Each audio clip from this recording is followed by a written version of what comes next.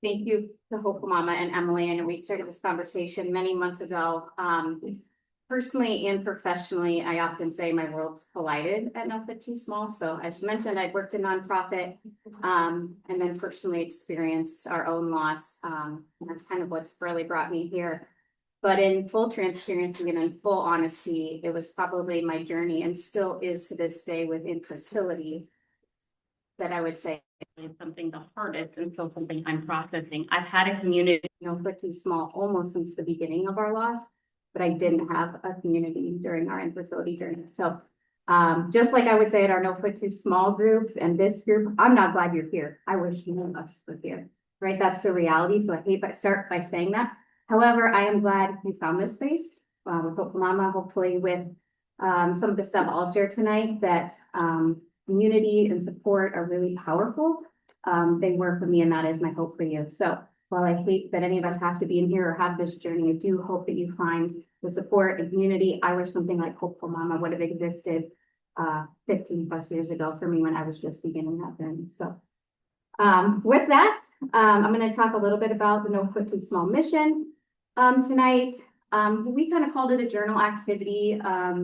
It's also a little bit of some prompts and discussion. If you guys are okay with that, I see a lot of couples here. Awesome.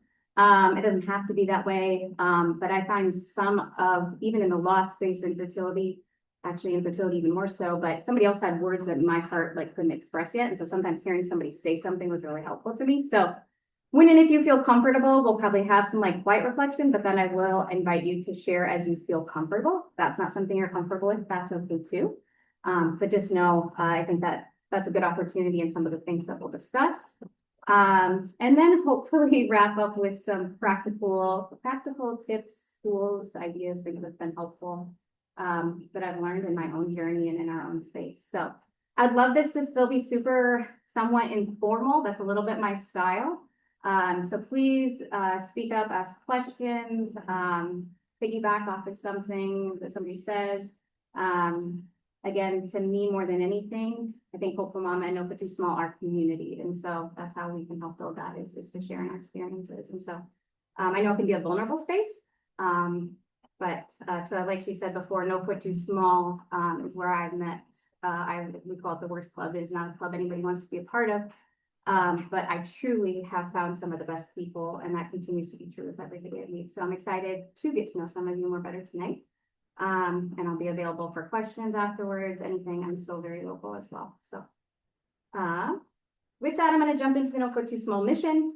The history of No Foot Too Small just happens to coincide with my lost time. So I kind of say I could be the organization historian. Robin, the founder of so our mission is to celebrate angels, unite families, and build birthing and bereavement suites. That is our mission, has been since 2018 when we actually filed for our own 501c3 nonprofit status. But I think before the mission, before there was a nonprofit, there was Bo.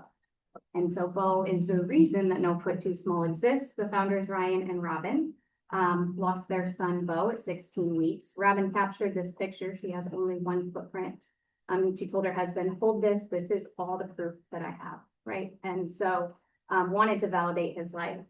Robin, at the time, I say, wrote a blog post. I don't even know if that's true 12 years ago, but anyway, she put something out to the community, a paper article that said, we've experienced this loss.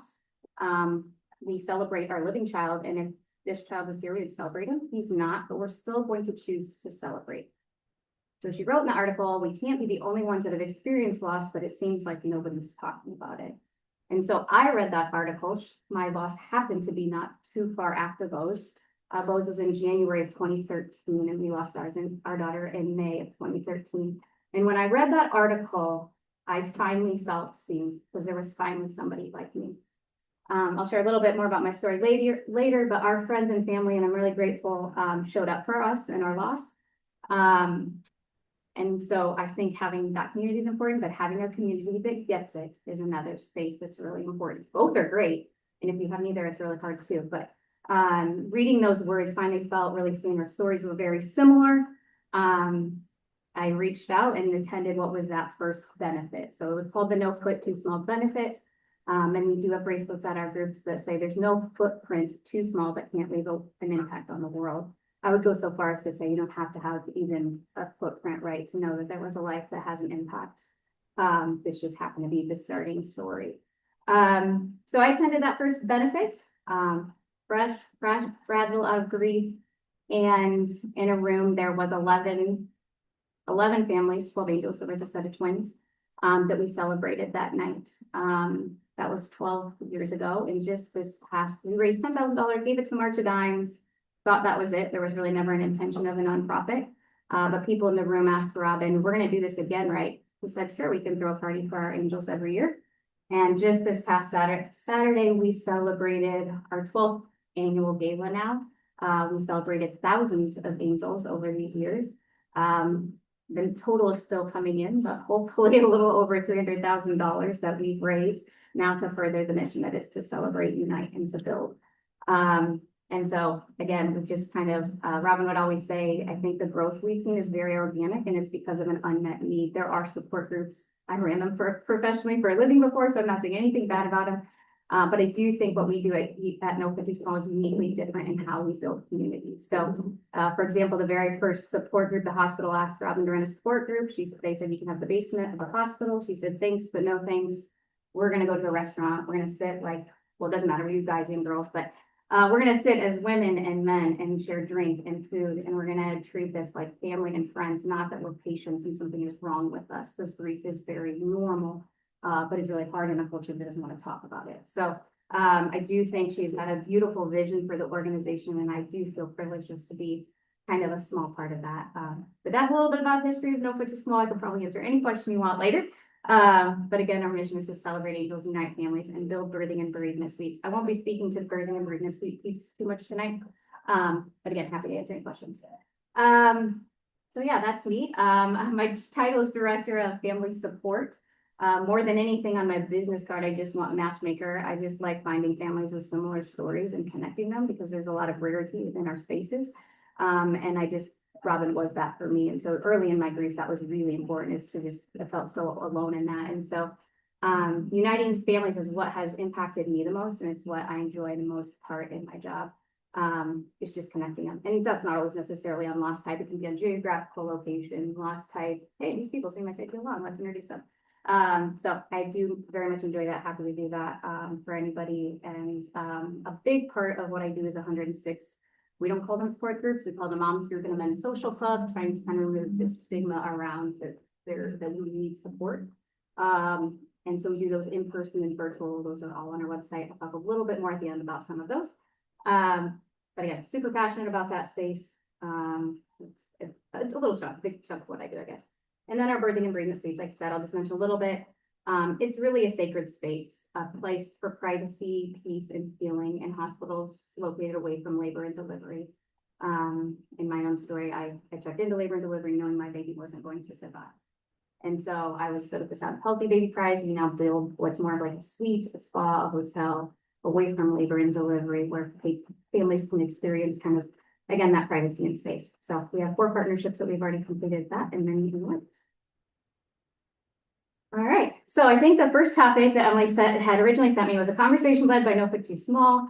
Again, I am representing the organization, but I think you'll see me more as a person, as a lost mom and a mom that's experienced infertility. On processing loss and honoring your story. So I thought it might be helpful to start with my own story a little bit. And for that, let me back up and preface this really quick. My husband and I did struggle for many years with infertility. And so some of, I think, even what I will show next might make you feel angry, and that's okay. I live in a space of very much joy and grief can coexist. And I think if somebody was standing like me in front of you 12 years ago, I'm not sure if I was ready for joy.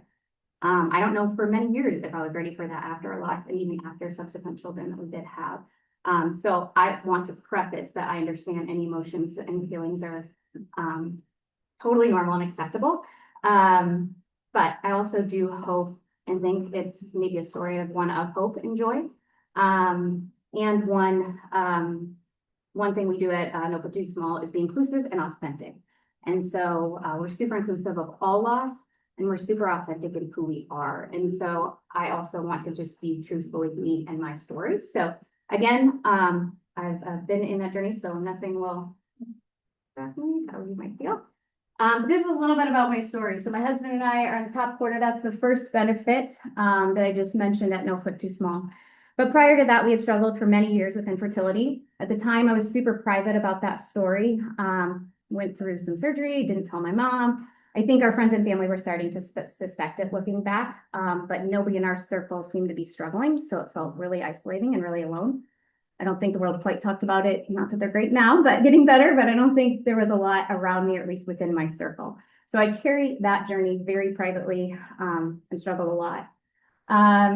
Finally, after many years, we did get pregnant. And at 20 weeks, we found out that our daughter had anencephaly. So the brain, head, and skull had not formed shortly after actual conception.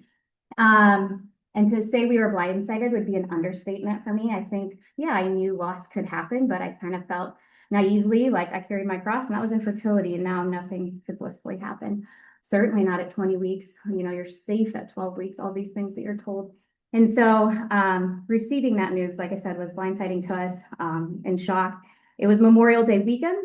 I feel really, like I said, really grateful that friends and families left lake homes to be with us and to celebrate a baby they never met. So that was in May of 2013. And, you know, similarly to how some of you may feel, we didn't have any other living children. So I went to support groups for loss, and everybody else still had living children, is how it felt to me at the time, right? Like they're still talking about that. And like, there's hardship with that, right? But there was also hardship for me in going home to a house that was quiet, right? There wasn't any distractions, and that's how I felt. I'll talk about comparison later. Your own story is the worst, so we don't have to compare, but that is how I felt, that we didn't have any living children. And so it just felt really isolating at that time. Kind of fast forward a little bit. I would say that summer was a pretty dark time. And I think I said it in the video that I put out, but it was the therapist saying to me, you know, a loss, we're not getting, you know, pregnant every month was like a loss. And those were like the light bulb like words for me that like, yes, somebody is validating that, yes, I lost my daughter in May and people showed up for me at 20 weeks, they show up. And I shouldn't say that blindly, but they did for us. But every month that I didn't get pregnant, nobody showed up, right? And those were some of the darkest, loneliest times I think I felt in that journey, not knowing if we would ever have living children. Spoiler alert, I do have two kids running around in the basement up here. So we did go on to have a son after about a year later, and then our daughter. So I always say on paper, it might look easy because they're 18 months apart, but none of our three children were planned in a way that we had maybe hoped and dreamed at one point. The next two pictures, that's a little bit about kind of how finding No Foot Too Small really since the beginning. So before we were even our own nonprofit, the first two pictures I show up there because No Foot Too Small is community. The third picture up there, we're at Stevie's house. Robin called us and said, she's miscarrying again. Can you guys leave work and show up there? And so that's what we did. I hardly knew her at the time, but it was just rallying this community that got it. And we're just going to show up for each other and give Robin a lot of props to kind of those first early years where we did just show up. There wasn't necessarily a formal support group. It was in each other's kitchens and learning to navigate a life after loss as well. And in that case, you know, recurrent loss in communities, in the community we had formed. So on the far right, this is a program that we No Foot Too Small hosts Blooms and Butterflies. I'm really passionate about that because it has changed the dialogue for our children. I know we always would have celebrated our daughter, but my kids now grow up in a very normalized world because they know other kids who have had loss. So that has been just kind of an honor and privilege to be a part of. We run a program called Angels in the Outfield that I think is really great. I'll talk a little bit about the end for generations because it invites not just our children, but our parents, grandparents, friends like that. The next picture takes us to Gala. I often say some of my worst days now has created some of my best days. And if you told me that 12 years ago, I probably would have laughed at you. And if you even told me that 5 years ago, I'm not sure I would have been sold. So my message would be just kind of one of hope. I can't predict anybody else's journey or promise anything, but I wouldn't have believed that if somebody told me. But now those are Gala pictures. We have a dance floor, and I just feel like I've had a lot of joyful moments, and the people I've gotten to meet me experiences through No Foot Too Small.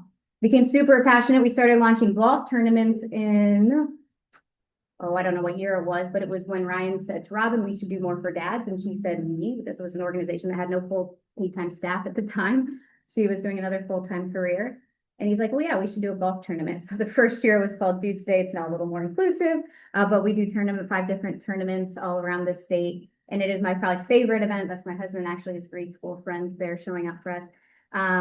But it's not necessarily a support group, but it is men talking about loss on the course. I was just saying on the field, wrong sport, but on the course. And I'm just like super passionate about how that's kind of changed the dialogue. So it's guys saying like, does my loss count, or me too, things like that. So again, a lot of joy that we have out on the course there. And then the last is, I just like to say, Naomi has taken me all over the country. I went to Nashville, Chicago, Nebraska, and Arizona just in the last few years.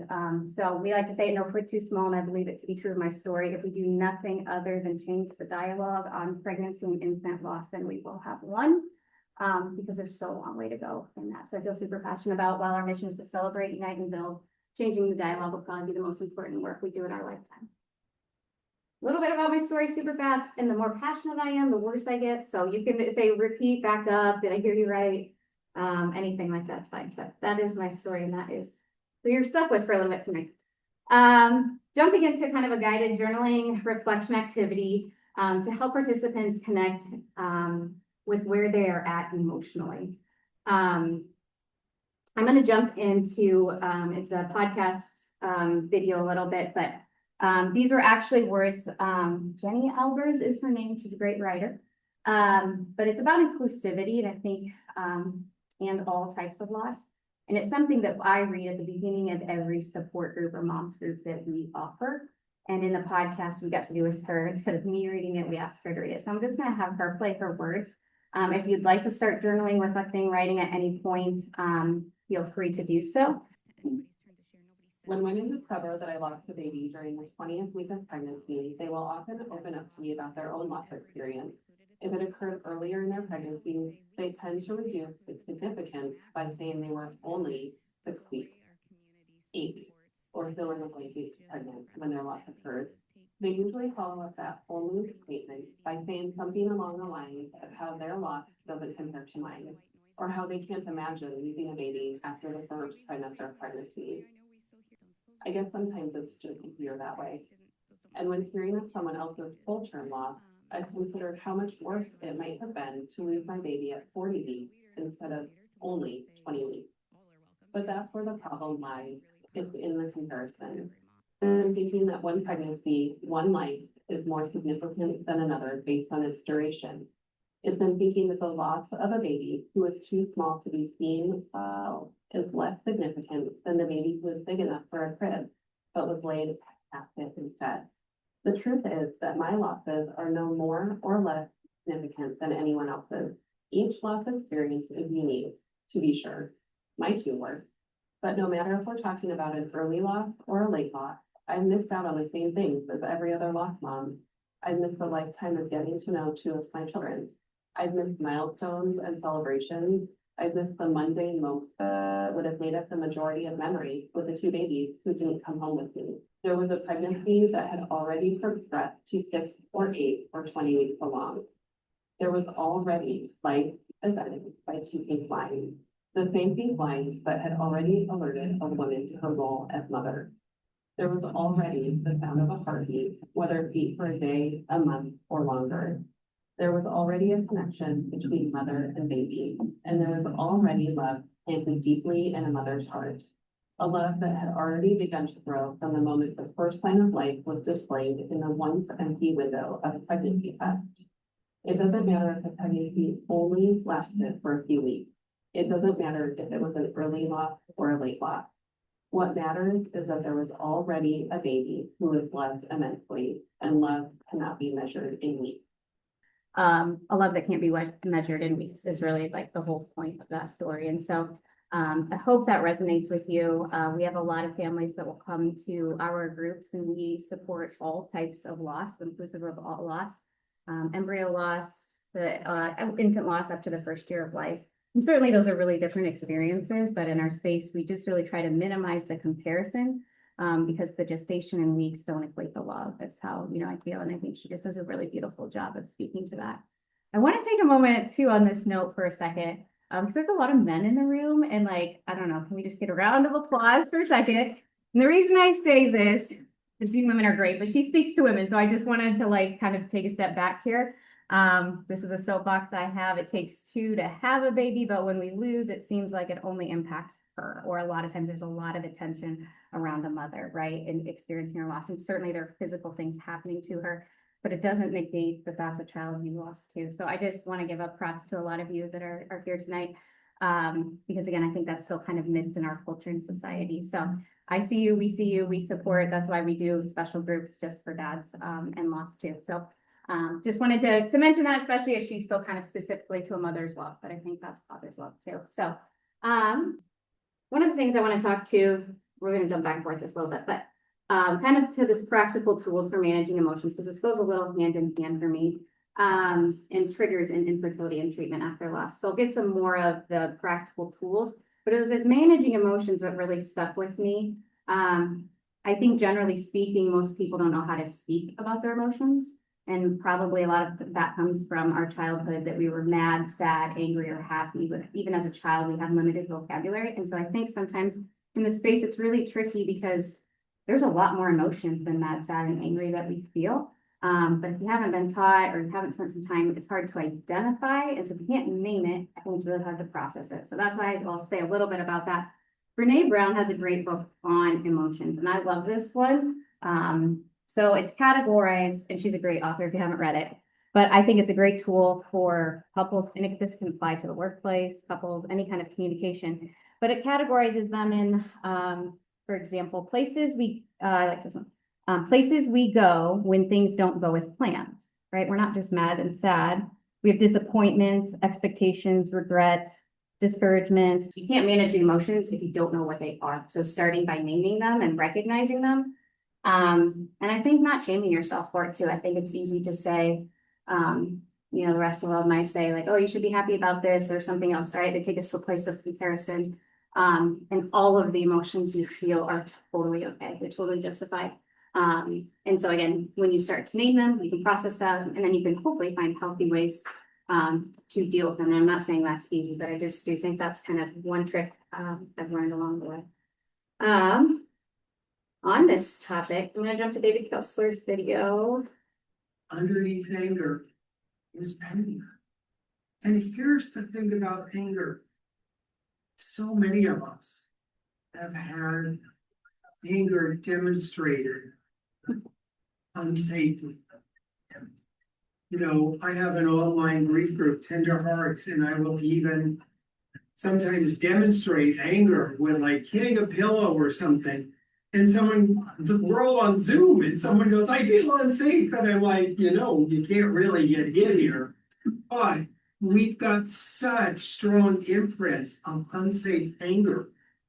And we're a little bit of an anti-anger society.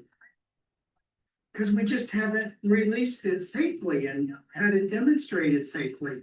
I can remember one day I was on my phone and I'm looking at my phone and I'm just scrolling through Facebook, and I see this graphic that says, for every day you get another day of life.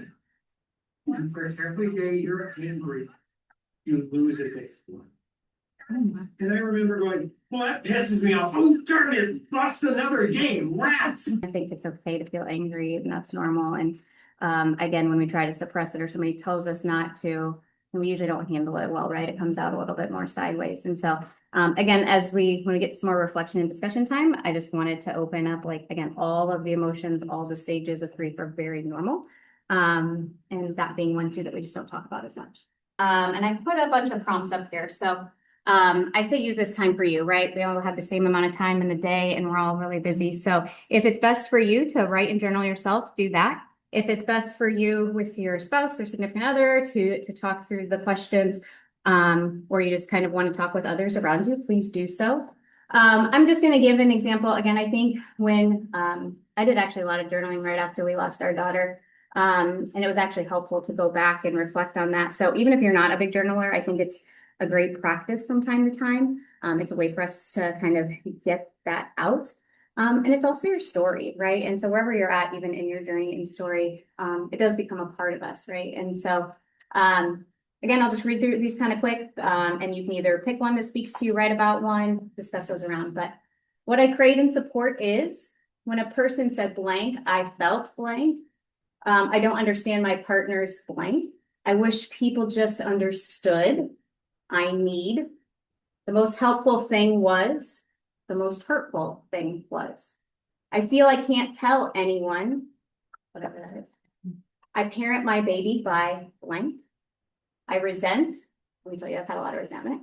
And I feel others expect. So I'm going to give about just 5 minutes to make this time yours. So if you guys want to discuss with each other, or just spend some time writing, please feel free to do so.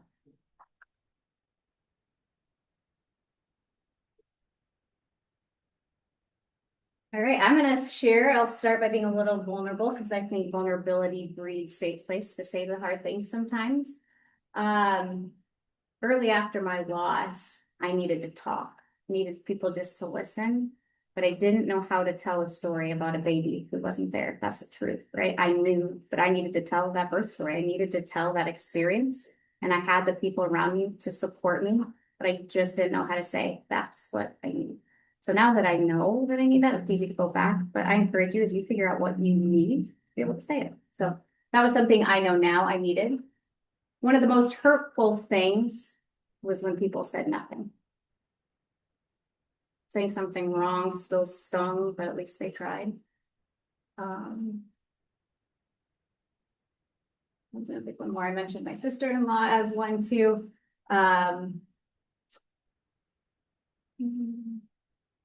Oh, and I still resent when people get pregnant easily. It's the truth.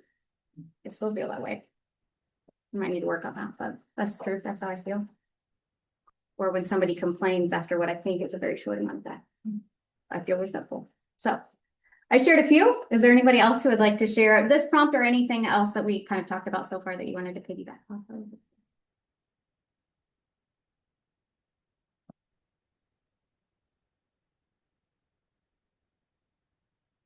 Yeah, hopefully.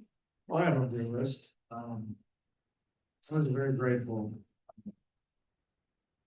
Friends and family that we had, to take care of my wife, medicalist as well as traveling for work.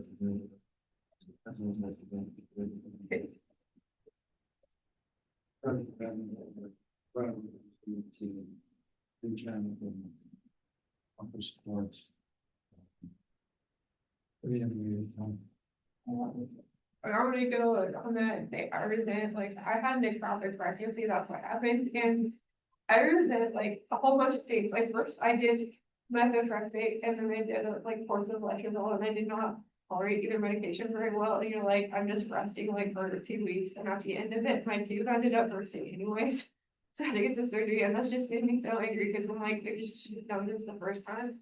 Another thing I resent too is like, I've told people this, and it's like, they were so worried about me. Oh, you had to have surgery. And it's like, the thing that's getting me is that I was like pregnancy. And I'm very sad about that. And people always do the thing, like, you know, you can try again or something. You have one memory of left. It is like, I don't know, like, how hard we have to get through. And the other thing I totally resent right now is I'm just totally in the anger stage, just like, what I think because a lot of my friends feel that I have things from I was doing the stuff, so when I found that I was pregnant, I was very excited and I told them all. And then like when this happened and I had the loss, it was like it's nothing. And it's like, I'm like, now is what I use the word thing, it's just Thank you for sharing that. And it's okay to feel resentment and anger, and I'll say that, but I will also say, like, nobody wants to feel that way, right? You don't want to. And so that's hard too. I think we fight to want to feel better, but sometimes at least for me, sitting and not saying it does get me to a place, or figuring out what you need to be able to say to the right people. So thank you for sharing that. And thank you for sharing something grateful too. So one that's not up there. Did somebody else? Yeah. Like kind of about me, like how resentful I feel when people like in the context of talking about a loss, like if I get this people that are like, well, we talked to each other and pretty much black is like, well, I don't think anybody would say that to if somebody like lost like, you know, an honor child, they're like, well, you have those other two kids. It's like, and that's so crazy to say. It makes me very angry that people say something like that. No, thank you for sharing that. Sometimes I know sometimes people, I've heard a few different responses on that topic. I was actually just saying that back to somebody, right? And so I've become a little bolder over time, but it's not to make anybody feel bad. I sometimes like, I don't share my true story very often. Even if it makes somebody uncomfortable, because it's an uncomfortableness I live with my whole life, and I will not change the dialogue if I don't share it. And that doesn't mean I share the same thing every time. You know, you have to do what's right for you, but I think those are moments and opportunities that, oh yeah, I hadn't thought about it that way. So sometimes it takes us a while or the right way to say that, but I encourage people to figure out how to educate others that when you say that, that makes me feel like this, right? For how it is right for you. But thank you for sharing that one. Any others?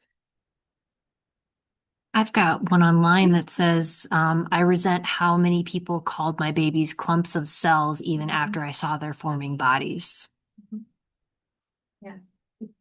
Terminology that's used. Mm-hmm. Some of the work that No Put Too Small is actually doing is partnering. It's actually around this early loss topic. Because a lot of times it might happen in an ER and they're trained to treat and discharge is literally how they're trained. And so we've actually been asked by a few to maybe realize that our patient population needs something different. To that point, medical waste, a lot of other jargon that's used that's really, really hurtful. Yeah, absolutely. Oh, is there somebody else? I think it's kind of I resent, but I also wish some people understood that sometimes holidays suck. Like we just had Halloween, and I would love to dress my, dress them up. But we love to go trick or treating. All of our friends, they're trick or treating. So we're going to Christmas, Thanksgiving, the most wonderful time of the year. And it's so hard not to be with people. I think that's a really, really valid point that unless you've had a hard holiday, missing somebody or longing for somebody or something, it's really hard for others to understand that it doesn't feel like missing somebody. Thank you for bringing that up. Anybody else have their hand up? Yeah.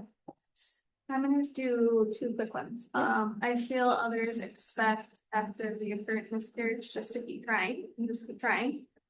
So you know, all the things.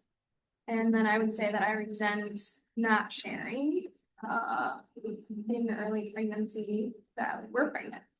Instead, I will remember in my brain forever calling my parents to tell them that I had a miscarriage. And that was like the worst feeling.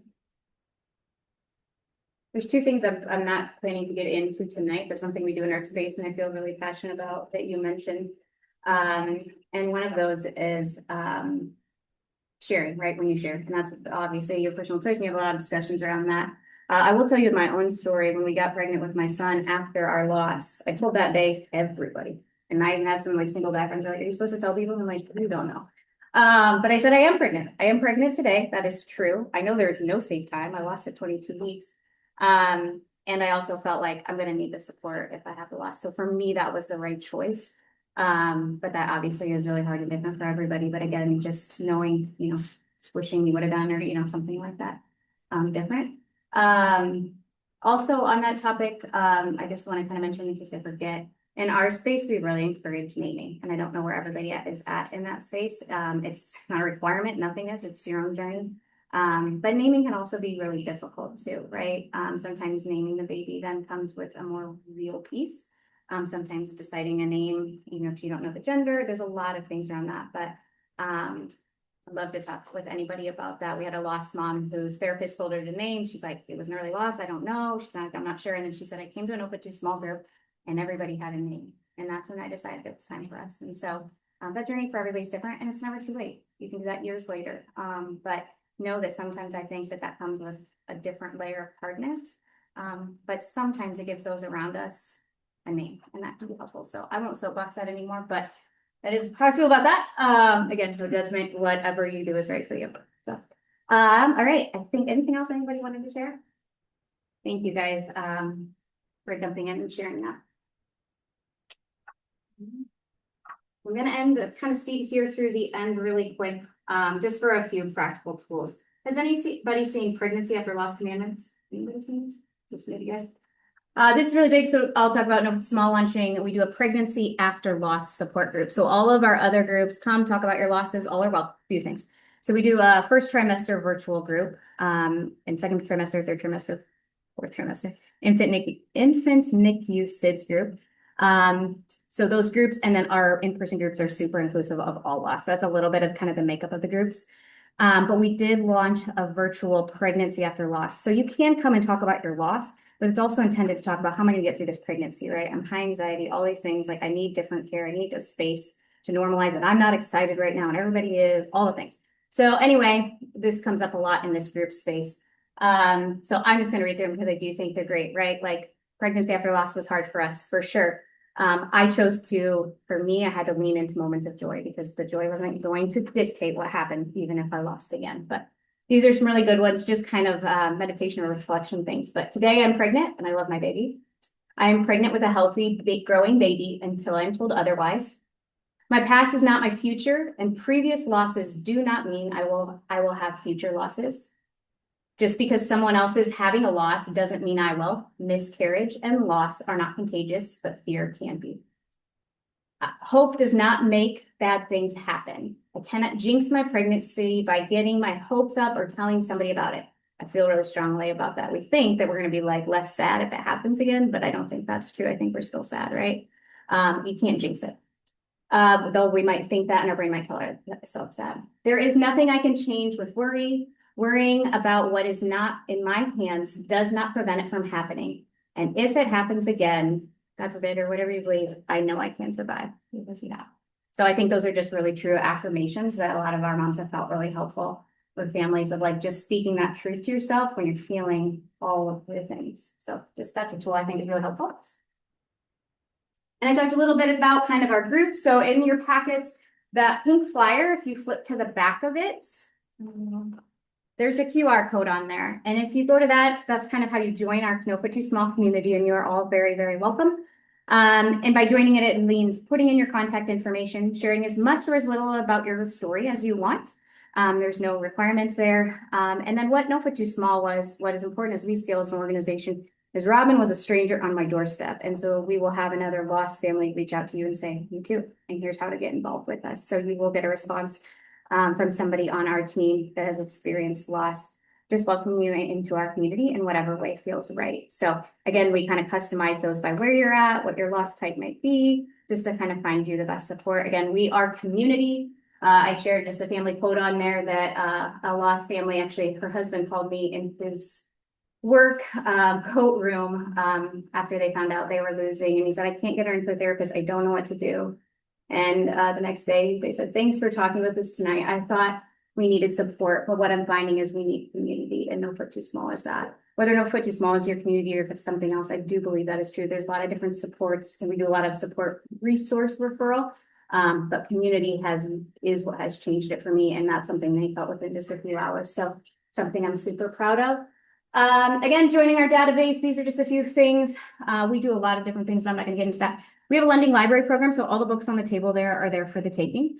That's a program that's sponsored. Bring them back to our office, pass them on to somebody. Just don't let them collect dust if you take one. So I'm not a librarian. I won't come find you like the rest of them to get it back, but feel free to look through those, take anything that might be helpful. Literature was super helpful. Books were helpful for me 12 years ago, and I still find that to be, there's more and more out there. There's even one for specific to lost dads on there. I know that out there personally too, and he does some really great work. So if you have questions, let me know. We have a private online community. Those are some private Facebooks we have for moms and dads, kind of to share anytime. Again, you're encouraged and welcome to be a part of those. We have programs. I mentioned Angels in the Outfield. I'll share an example in just a moment. And then our Pregnancy After Loss virtual moms group. Again, all of our groups are on our website and have Facebook events. So if you have any questions afterwards, please feel free to ask me. All are welcome. Our in-person ones are in restaurants with food and drink, and that's provided by our sponsors. And so it's come as you are. Come angry, come sad, come, share good news, whatever it might be. We're kind of here for the journey. So let me share food and drink. And then I do share this one. They've had 4 early losses. Jessica's words are, after our loss in 2020, I was lost. Depression hit hard. Loneliness hit harder. So then I found No for Too Small, and they became a place I could talk about our babies with joy, sadness, anger, and any feeling I wanted or needed. They are an Angels in the Outfield team. We do that here at the Colonel's Stadium is a program we do in late April or May. And I loved it. Their team name is the Storytellers, and it's because every baby has a story to be told. And so all 4 of their babies they've named in very meaningful ways. And I just thought that was kind of a beautiful thing, is there for all early losses, but the community that she's found with No Foot Too Small is just one of many examples, but know that you're welcome. And I told a little bit of on our private online community, if you're not already on that. I love it as we're standing here tonight. This is an example one I put, but somebody wrote, I just need to rant. I just need to put it out, right? That was kind of why I did that exercise with you guys earlier. And in real time, 60 other 3 moms were supported in 24 hours. 63 other moms had supported with validation and support. And then this was her response just 24 hours later. I'm so eternally grateful that this page exists. So it's a community that's welcome to you guys too if you're not a part of it. And again, a little bit about No Foot Too Small. There's the space for triggers. We're not really a group that focuses too much on trigger warnings, just to keep our authentic stories true. So I respect those and know that those are a big part of people's stories, and being aware of that is important. But we don't have necessarily things you can or can't talk about. We are community, and so we celebrate when somebody gets pregnant, and when they lose again, we show up at their funeral like we do. We are a community, and so we celebrate the whole journey, whatever that may be for somebody. So yes, there's sadness, but I think there's also a lot of joy in that space too.